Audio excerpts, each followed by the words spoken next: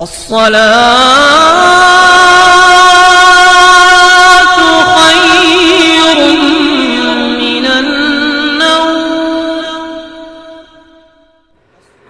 علیکم ورحمۃ اللہ وبرکاتہ. میں ہوں رشید اختر اور آپ دیکھ رہے ہیں سجاد نظامی ورلڈ. دوستو آج بہت پیاری چیز میں آپ لوگوں کے لیے لے کر آیا ہوں. آج میں حضور سیدنا خواجہ غنی نواز رحمۃ اللہ تعالیٰ علیہ مجمعین کی سوانح حیات میں لے کر کے آیا ہوں، جس میں انشاءاللہ تعالیٰ حضور غنی نواز کی بہت ساری کرامتیں آپ سنیں گے. جادوگر جے پال کا ایمان لانا، اور اسی کے ساتھ ساتھ آنا ساگر کا پانی سوکھ جانا، اور بھی بہت ساری کرامتیں میں بتا نہیں سکتا تاکہ وقت زیادہ بڑا نہ ہو جائے، اس لیے مختصر سے لفظوں میں. لیکن آج دوستو چھوڑ مت دینا، اگر غنی نواز ہندوستان کے شہنشاہ کا آج میں ذکر کر رہا ہوں، جس کے لیے ہم اور آپ جن کا احسان ہم اور آپ پر ہے، ہماری زندگیوں پر احسان ہے غنی نواز کا. ٹھیک ہے، بالکل شروع سے لے کے آخر تک سنیں انشاءاللہ تعالی. میں شروع کرتا ہوں. میں یہ نہیں کہوں گا میرے چینل کو سبسکرائب کیجئے، وہ آپ کی مرضی ہے، کریں نہ کریں، لیکن شہنشاہ ہندوستان یعنی غنی نواز ہندوستان کے شہنشاہ کا ذکر ہے، ان کی کراماتیں ہیں، تو اتنا ضرور کہوں گا کہ شیئر ضرور کر دینا دوستو، بالکل شیئر کرنا، دل کی گہرائیوں کے ساتھ شیئر کر دینا، باقی اور کچھ بھی نہیں کہوں گا. آئیے میں یہاں سے شروع کرتا ہوں. خواجہ معین الدین چشتی رحمۃ اللہ تعالیٰ علیہ کی سوانح حیات تھوڑا سا مختصر سے لفظوں میں. سنانے اپنی بربادی کے افسانے کہاں جاتے، تیرا در چھوڑ کر خواجہ یہ دیوانے کہاں جاتے. ہمیشہ بھیک ہم نے تو اسی چوکھٹ سے پائی ہے، ہم اپنا دامن امید پھیلانے کہاں جاتے. تمہارے سر پہ خواجہ تاج ہے مشکل کشائی کا، ہم اپنی الجھنیں اوروں میں سلجھانے کہاں جاتے. جبینوں پر نہ ہوتا نقش گر اس آستانے کا، غلامان معین محشر میں پہنچانے کہاں جاتے. غلامان معین محشر میں پہچانے کہاں جاتے.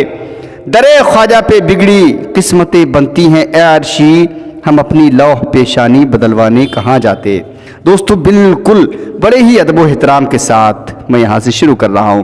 حضرات محترم، جو ماہ مکرم رجب المرجب شریف ہوتا ہے، اس کی 6 تاریخ کو حضرت خواجہ خواجگان قبلہ چشتیہ مرکز عاشقاں مطلع سالکاں مقطع عارفہ ہند ولی سرتاج ولایت عطائے میر حجاز سراپا سوز و گداز خواجہ غریب نواز معین الدین حسن سنجری چشتی اجمیری رحمۃ اللہ علیہ کا عرس سراپا مقدس ہوتا ہے، یعنی کہ رجب کی 6 تاریخ کو، چاند کی 6 تاریخ کو. اس موقع پر آپ کے مدار پر انوار پر لاکھوں عقیدت مند اپنی جبینیں جھکائے حاضر ہوتے ہیں. بزرگان دین، اولیاء کاملین، علماء کرام، صوفیان نظام، فقراء الاتقیاء کا ایک عظیم اجتماع ہوتا ہے. بہت سارے اکٹھے ہوتے ہیں، سب کے سب خواجہ غریب نواز کے حضور اپنے اپنے رنگ میں عقیدت کے پھول نچھاور کرتے ہیں. خواجہ غریب نواز کی چوکھٹ پر کوئی یاد خدا میں مصروف ہے اور کوئی ذکر مصطفیٰ صلی اللہ علیہ وسلم میں مشغول، کوئی شوق و ذوق سے کتاب اللہ کی تلاوت میں مہو ہے، کوئی عالم جدود میں کیف میں پروانہ وار جھوم رہا ہے، کوئی مستانہ وار عشق و مستی میں گم ہے، کوئی ذکر و مستی میں مست ہے، کوئی سوز و گداز سے سرشار ہے. رحمت خداوندی کی برسات ہو رہی ہے، اس لیے کہ آپ کے آستانہ عالیہ پر آئے ہوئے سائلوں کی جھولیاں گوہر مراد سے بھر رہی ہیں. جو بھی غنی نواز کی بارگاہ میں پہنچ جاتا ہے، اپنی خالی جھولی کو لے کر کے اللہ رب العزت غریب نواز کے صدقے میں اس کی جھولی کو بھر دیا کرتا ہے. بے مرادوں کو مرادیں اور بے اولاد والوں کو اولادیں مل جاتی ہیں اور مل رہی ہیں. دکھیوں کے دکھ دور ہوتے ہیں، حاجت مندوں کی حاجت روائی، مصیبت زدوں کی مشکل کشائی ہو رہی ہوتی ہے. طالبان معرفت و حقیقت کے قلوب منور ہو رہے ہیں. نہیں بلکہ ملائکہ اکرام بھی حاضر دربار ہو کر مسرور ہو رہے ہیں. اللہ اسی لیے حضور تاجدار انبیاء صلی اللہ علیہ وسلم کا ارشاد پاک ہے، وَمَن مَاتَ عَلَى حُبِّ مُحَمَّدٍ وَآلِ مُحَمَّدٍ يُزَّفُّ إِلَى الْجَنَّةِ كَمَا تُزَفُّ عَلَى الْعُرُوسُ إِلَى بَيْتِ زَوْجِهَا فتح له في قبره باب إلى الجنة جعل الله قبره مزار الملائکتی رحمتی تفسیری کبیر.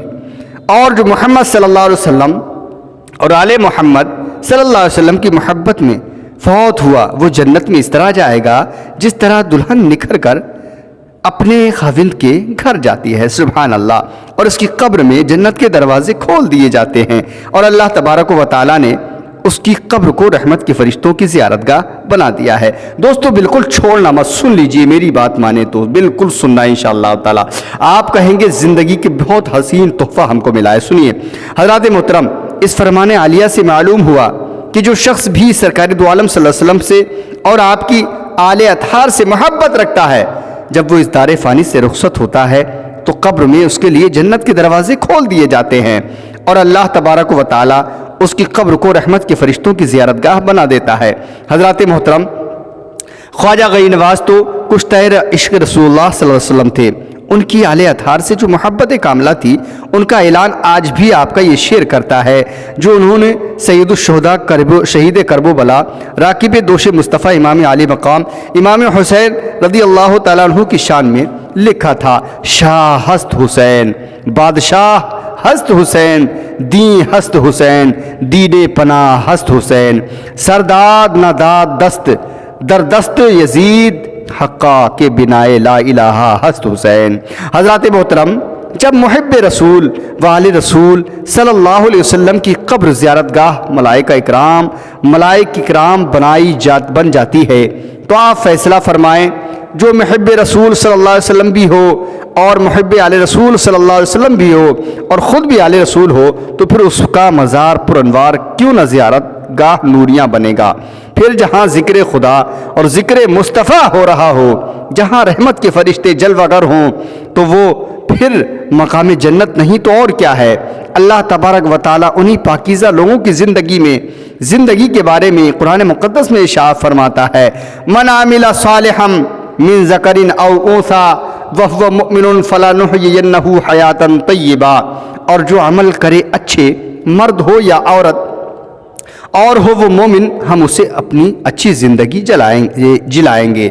اس آیت مقدسہ میں اللہ تبارک و تعالیٰ نے ارشاد فرمایا کہ تم میں جو بھی اچھا عمل کرے گا ہم اسے حیات طیبہ عطا فرما دیں گے، مگر اچھا عمل قبول اس کا کیا جائے گا جس کا دل نور ایمان سے منور ہوگا، جس کا دل محبت رسول صلی اللہ علیہ وسلم سے لبریز ہوگا۔ بغیر ایمان کے چاہے کوئی کتنی ہی عبادت و ریاضت کرے، تقوی پرہیزگاری اختیار کرے، صدقات و خیرات ادا کرے، اس کی تمام عبادتیں ریاضتیں بیکار، اس کے صدقات و خیرات نامعقول اور بے سود ہیں۔ اب آگے بڑھتے ہیں دوستو، اور انشاءاللہ تعالی یہاں سے سنتے ہیں تھوڑا سا حضرت بلال کا ذکر بھی یہاں پر ہو رہا ہے۔ صاحب مدارج النبوت شیخ محقق شاہ عبدالحق محدث دہلوی رحمۃ اللہ تعالی علیہ نقل فرماتے ہیں کہ جب حضرت بلال حبشی رضی اللہ تعالی عنہ کے وصال و کمال کا وقت آیا تو ان کی زوجہ محترمہ رونے لگی۔ سیدنا بلال حبشی رضی اللہ تعالی عنہ نے جب انہیں روتے دیکھا تو فرمایا، تم کیوں رو رہی ہو؟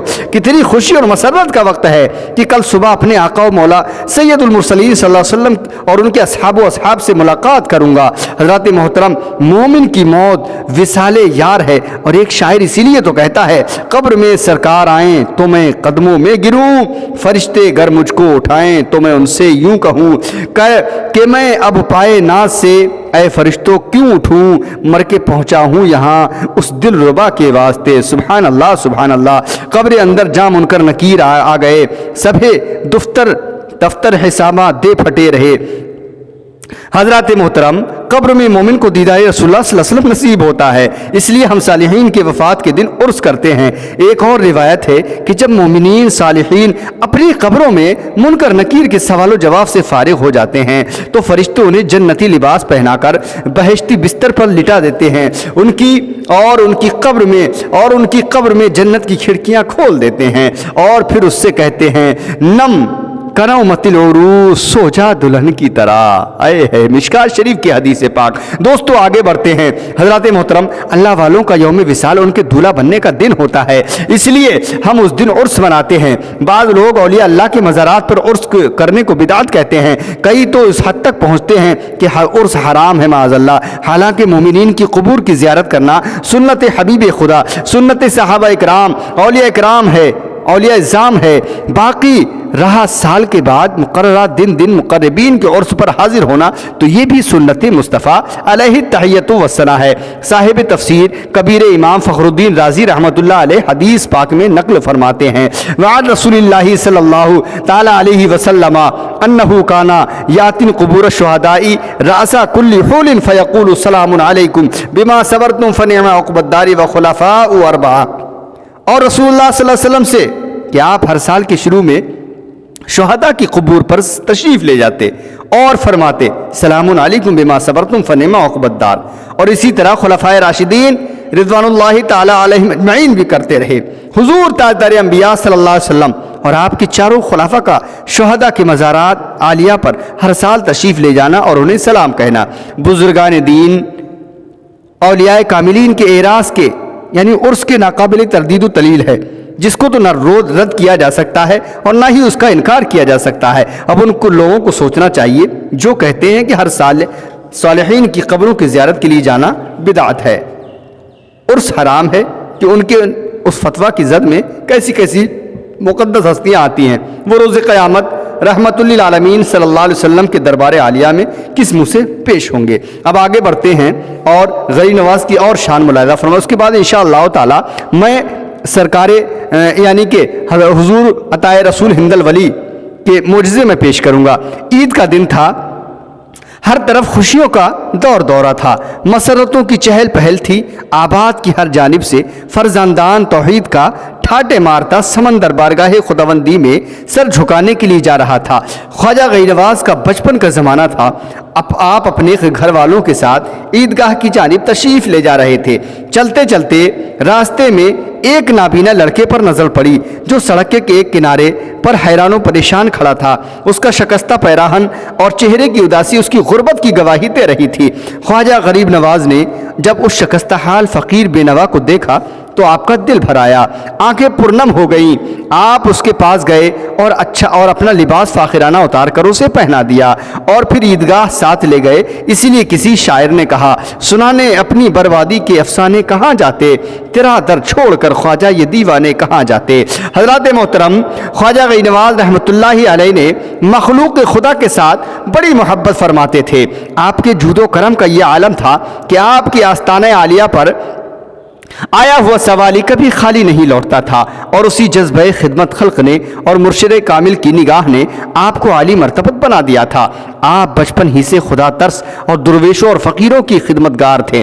آپ کے والد گرامی کا وصال ہو چکا تھا۔ آپ کو ترکا میں ایک پنچکی اور باغ حصہ میں آیا تھا۔ اب مرد حق سے یہاں پر ملاقات ہوتی ہے۔ ایک دن اس باغ میں آپ پودوں کو پانی دے رہے تھے، بچپن کا زمانہ ہے غریب نواز کا۔ ایک مرد حق آپ کے باغ میں تشریف فرما ہوئے، وہ بزرگ ابراہیم قندوزی کے نام سے مشہور تھے۔ آپ نے ان کو بڑی تعظیم و تکریم سے خوش آمدید کہا۔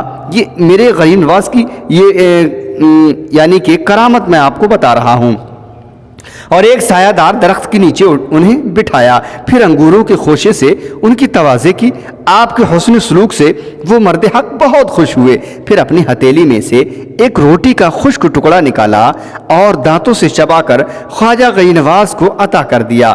جو ہی آپ نے وہ روٹی کا ٹکڑا تناول فرمایا، کھاتے ہی دل کی دنیا بدل گئی، سینہ انوار الہی سے معمور ہو گیا، طبیعت علائق دنیا سے متنفر ہو گئی، اور رگ رگ میں عشق الہی کا دریا معجزن ہو گیا۔ ابراہیم قندوزی چلے گئے۔ اس کے بعد آپ نے باغ اور پنچکی کو فروخت کر کے سارے کا سارا مال غربا میں تقسیم فرما دیا۔ والدہ ماجدہ سے اجازت حاصل کر کے تعلیم علم دین حاصل اور تلاش حق کے لیے گھر سے چل پڑے آپ۔ اب کیا ہوتا ہے، سمرقند و بخارا کا سفر حضور غیر نواز سفر یعنی شروع کرتے ہیں۔ سنیں، حضرت خواجہ غیر نواز رحمۃ اللہ علیہ نے اپنے وطن عزیز کو خیر آباد کہہ کر گھر سے چلے تو اس وقت آپ کی عمر مبارک 15 برس تھی۔ اس زمانے میں ذرائع آمد و رفت محدود تھے، راستے انتہائی دشوار گزاز تھے، قدم قدم پر بھوک و پیاس اور رہزنوں کا خوف تھا۔ اس چھوٹی سی عمر میں حضرت کا گھر سے اکیلے نکلنا بڑی جرت کا کام تھا، لیکن جب دل میں طلب صادق ہو تمام مشکلیں ہیچ نظر آتی ہیں، بالکل سامنے نظر آتی ہیں۔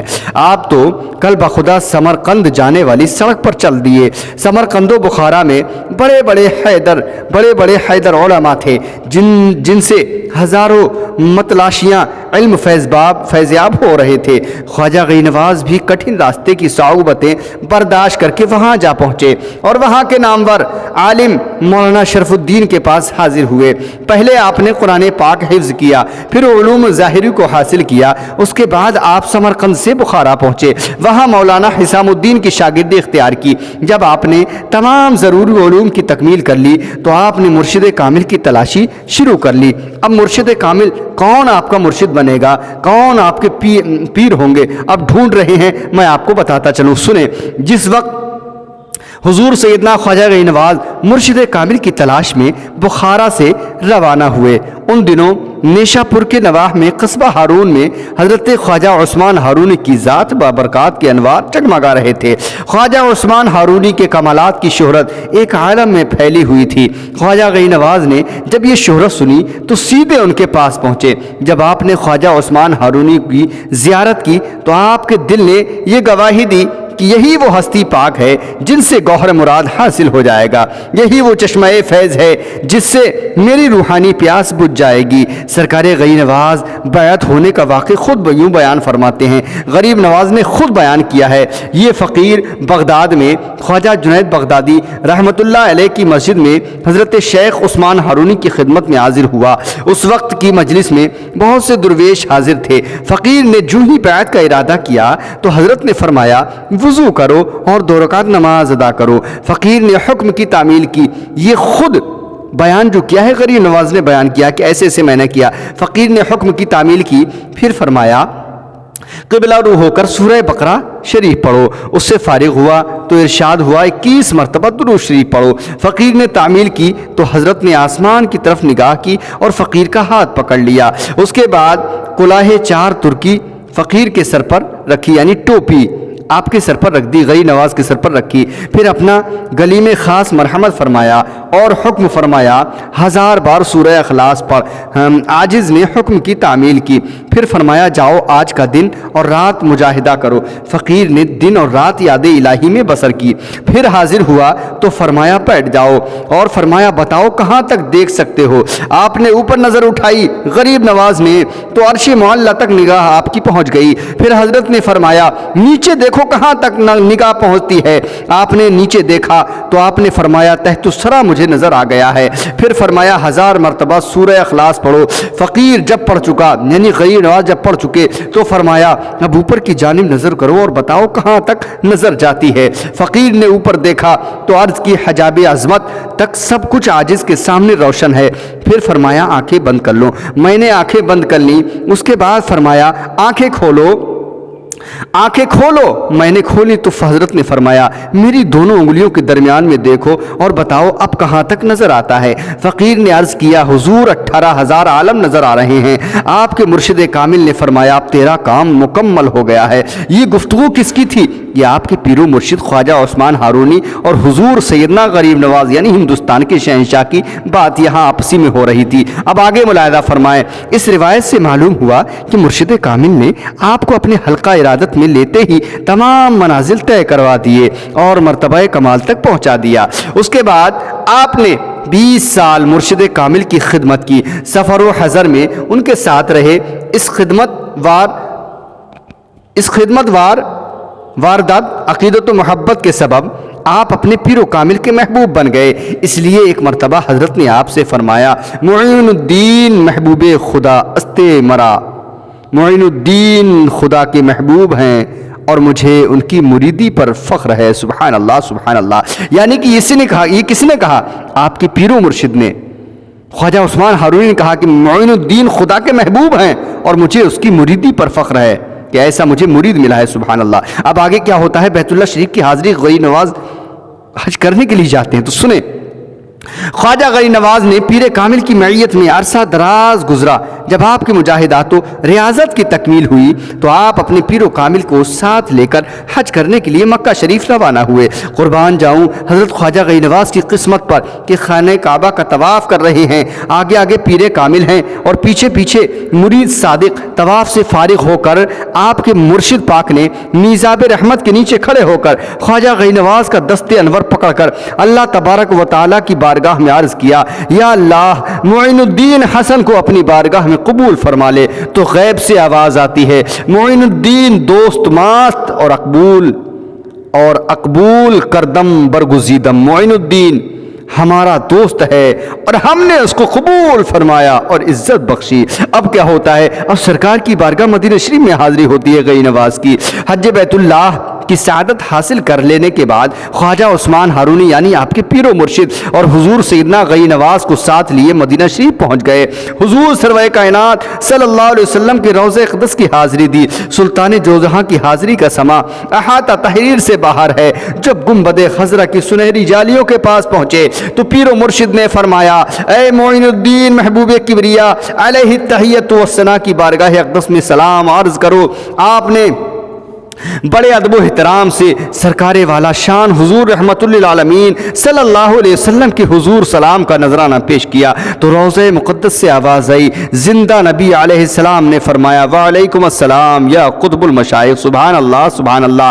यानी गरीब नवाज ने सलाम अर्ज़ किया तो सरकार की बारगाह से कब्र अनवर से अस्सलाम का जवाब आया, वालेकुम अस्सलाम या कुतुबुल मशाइख। ये सुनकर पीरो मुर्शिद ने सजदा शुक्र अदा किया और ख्वाजा से फरमाया, अब तू दर्जे कमाल तक पहुंच गया है। उसके बाद एक दिन दरबार रिसालत से हुक्म हुआ, ए मोइनुद्दीन तू हमारे दीन का मुईन है, तुम्हें हिंदुस्तान की विलायत अता की जाती है। वहाँ कुफ्र और शिर्क का अंधेरा छाया हुआ है। दोस्तों मैं आपको ये बता दूं कि अभी गरीब नवाज हिंदुस्तान नहीं पहुंचे हैं, अभी ये मदीना शरीफ सरकार की बारगाह में ये बात यहाँ से शुरू होती है। अब आगे क्या होता है सुने इंशाअल्लाह ताला। अब आपके हिंदुस्तान जब आएंगे तो वहीं से आपकी करामातें शुरू हो जाएंगी। सुनिए आपके पीरो मुर्शिद क्या कहते हैं, तुम्हें हिंदुस्तान की विलायत अता की जाती है, वहां कुफ्र और शिर्क का अंधेरा छाया हुआ है, तुम वहां इस्लाम की शमा रोशन करो। आप उस बशारत से बड़े खुश हुए मगर हैरान थे कि मुझे तो इस इलाके के मुताल्लिक कुछ मालूम नहीं है। उस ख्याल में आंख लग गई। हुजूर अकरम सल्लल्लाहु अलैहि वसल्लम की ज़ियारत ख्वाब में ही नसीब हुई और सरवर दो आलम सल्लल्लाहु अलैहि वसल्लम ने आपको सारे हिंदुस्तान की सैर करा दी। सुभान अल्लाह। आपने अपने मुर्शिद कामिल से इजाज़त हासिल की और हिंदुस्तान की तरफ रुख किया और रास्ते में कई दुर्वेशों और मकबूलान बारगाह की सोहबत मैयत में बैठने का शर्फ हासिल हुआ। एक रिवायत में है कि रास्ते में आप बगदाद शरीफ में सैयदना गौसी आज़म शहंशाह बगदाद रज़ियल्लाहु ताला अन्हु के पास 5 माह तक रहे। उस दौरान 57 रोज़ आप सरकार गौसे पाक के साथ एक ही हुजरे में मुक़ीम रहे और आपसे फैज़याब हुए। बिलाखिर आप लाहौर पहुँच गए जहाँ पर आपने हज़रत दाता गंज बख्श अली हुजवारी रहमतुल्लाह अलैह की मज़ार मुक़द्दसा पर एतकाफ़ किया और फैज़याब होने के बाद 90 लाख हिंदुओं को मुसलमान करने वाले ख्वाजा की ज़बान अक़दस से बेसाख्ता ये निकला कि आज भी मज़ार मुक़द्दसा पर लिखा हुआ है, गंजे बख्श फैज़ आलम मजहरे नूरे खुदा नाकसां रा पीर कामिल कामिला रहनुमा। यानी कि आपने 90 लाख हिंदुओं को कलमा पढ़ाया। अब आगे बढ़ते हैं। अब गरीब नवाज यहाँ से तशरीफ, अब आपकी तशरीफ आवरी होने जा रही है अजमेर शरीफ के अंदर। सुने इंशाअल्लाह ताला, बस ज़्यादा लंबा नहीं, थोड़ा सा और मैं इंशाअल्लाह ताला मुख्तसर से जुमलों में मैं आपको बयान कर रहा हूँ। सुने, फिर लाहौर से अजमेर शरीफ में आमद, फिर लाहौर से बराह रास्त दिल्ली अजमेर शरीफ तशरीफ लाए। आपके साथ 40 दुर्वेश थे जिनकी सदाए तौहीद और ला इलाहा इल्लल्लाह की ज़रब से अजमेर की दरो दीवार वजदे में आ गए, यानी दीवाने हो गए। ख्वाजा गरीब नवाज और आपके साथी शहर से बाहर एक सायादार मकाम पर दरख्तों के नीचे बैठ गए। ये वो मकाम था जहाँ पृथ्वी राज के ऊँट बिठाए जाते थे। दोस्तों जो मैंने जिक्र किया है शुरू में कि यही सुनाऊंगा, इंशाअल्लाह आप सुन लें इंशाअल्लाह ताला। ऊँट बिठाए जाते थे। शत्रुबानों ने जब उन दुर्वेशों फ़कीरों को यहाँ बैठे देखा तो कहा, यहाँ मत बैठो, इस जगह पर तो राजा के ऊँट बैठते हैं। ख्वाजा साहब ने फरमाया, अच्छा भाई, यहाँ ऊँट बैठते हैं तो वही बैठें, آپ اپنے درویشوں کے ساتھ انا ساگر کے مقام پر تشریف لے گئے۔ چنانچہ سار بانوں نے جب شام کے وقت وہاں اونٹوں کو وہاں لا کر بٹھایا تو بیٹھ گئے، مگر جب صبح کے وقت ان کو وہاں سے اٹھنے کے لیے کہا تو کوئی اونٹ بھی نہ اٹھ سکا۔ یہ غریب نواز کی پہلی کرامت ہے۔ ہر چند کوشش کی مگر کامیابی نہ ہوئی۔ آخرکار انہوں نے سارا قصہ راجا کو سنایا۔ راجا نے کہا اگر تم چاہتے ہو کہ اونٹ کھڑے ہو جائیں تو خواجہ سے معافی مانگ لو۔ چنانچہ شتر بانوں نے آپ کی خدمت میں حاضر ہو کر معافی طلب کی۔ آپ نے فرمایا جاؤ اونٹ کھڑے ہو گئے ہیں۔ جب ساربان واپس آئے تو کیا دیکھتے ہیں کہ واقعی سارے اونٹ کھڑے ہوئے ہیں۔ سبحان اللہ، یہ غریب نواز کی کرامت آپ نے سنی۔ اب سنتے ہیں انشاءاللہ تعالی آنا ساگر کا وہ بہت ہی پیارا واقعہ۔ اجمیر شریف میں جب حضرت خواجہ غریب نواز نے انا ساگر کے کنارے ڈیرا لگایا، انا ساگر کے اس تالاب کے چاروں طرف ہندوؤں کے بہت سے مندر تھے۔ خواجہ صاحب کے غلاموں اور عقیدت مندوں نے اس تالاب میں سے پانی لینا چاہا اور ہندوؤں نے انہیں وہاں سے پانی نہ لینے دیا، دھکے دے کر گھاٹ سے اتار دیا۔ غلاموں نے حضرت خواجہ غریب نواز رحمۃ اللہ علیہ کے حضور آ کر سارا واقعہ عرض کیا۔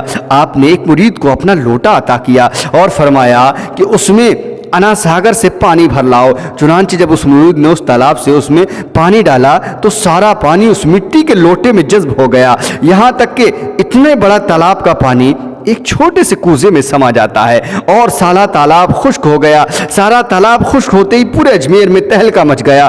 بروایت و دیگر اجمیر کے تمام کنویں اور تالاب بھی خشک ہو گئے اور شہر میں کوہرام مچ گیا۔ بالآخر شہر کے معززین حضرات خواجہ بے کساں کی بارگاہ عالیہ میں حاضر ہوئے اور عرض کرنے لگے اے خواجہ غریب نواز، تو تو غریبوں کا نوازتا ہے۔ پانی کے نہ ملنے سے پورے شہر میں مخلوق خدا تڑپ رہی ہے، مر جائے گی۔ آپ سے عرض ہے کہ آپ کرم فرمائیں اور ہماری غلطی معاف فرمائیں اور پانی کو جاری فرما دیں۔ آپ نے فرمایا پانی ہم جاری کرتے ہیں مگر آج کے بعد ہمارے کسی ساتھی پر کوئی زیادتی نہ کی جائے۔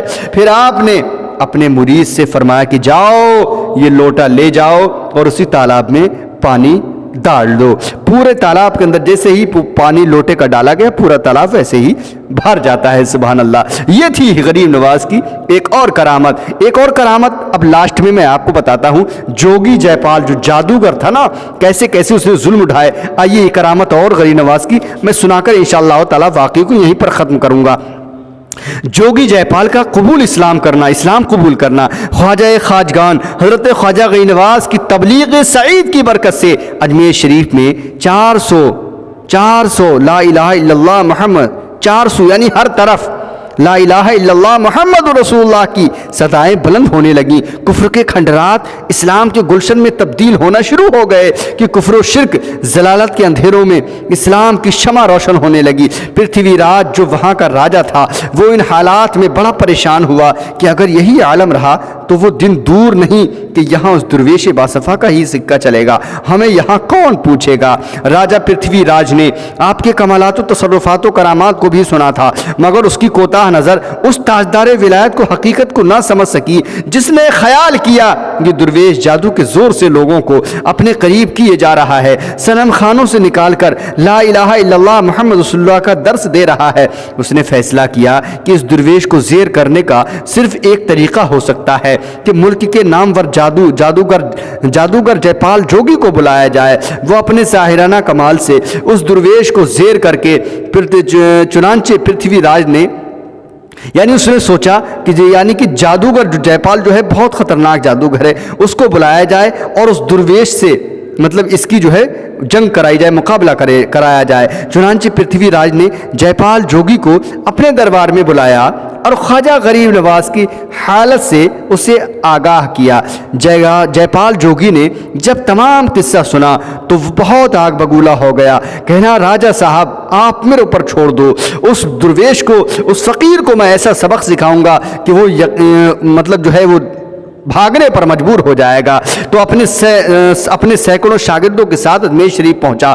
جے پال جوگی جادوگر اپنے ساحرانہ کمالات پر بڑا نازا تھا، بہت ناز کرتا تھا، بہت گھمنڈ کرتا تھا. وہ چند غریب الوطن اور بظاہر بے سر و سامان جو کہ بباطن سلطان جہاں تھے، فقیروں کو اپنی نظر میں کیا سمجھ سکتا تھا. وہ اپنے تمام شاگردوں کے ساتھ اپنے ساحرانہ طریقے سے خواجہ غنی نواز کے پاس آیا. تمام جادوگر شیروں پر سوار تھے اور ہاتھوں میں آگ اگلنے والے سانپ تھے. زمین ان کے دہشت خیز حملے سے لرز رہی تھی.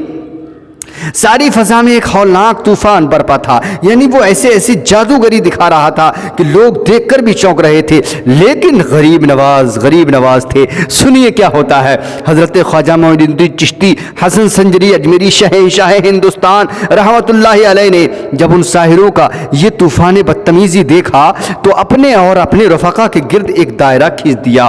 آپ اور آپ کے رفقا ان ساحروں کے شر سے محفوظ و مامون رہے، اور آپ کے بعد آپ نے ان ساحروں سے فرمایا جاؤ درویشوں کو تنگ نہ کرو ورنہ بہت پچھتاؤ گے اور ہمارے سکون میں خلل نہ ڈالو. جادوگروں نے جب یہ سنا اور شرانگیزی میں مصروف ہو گئے. آخرکار خواجہ ہند ولی نے ایک مٹھی خاک کی زمین سے اٹھائی اور ان پر پھینک دی. ان کا جادو آنن فانن ختم ہو گیا. نہ کوئی شیر رہا اور نہ سانپ. جادوگر حیرت زدہ ہو گئے. انہیں معلوم تھا کہ جادو اور ہے اور کرامت اور ہے. یہ وہ اللہ کے ولی ہیں. اولیاء راہ قدرت ازالہ تیر جستہ باز گردے اندز راہ. آگے کیا ہوتا ہے سنیں.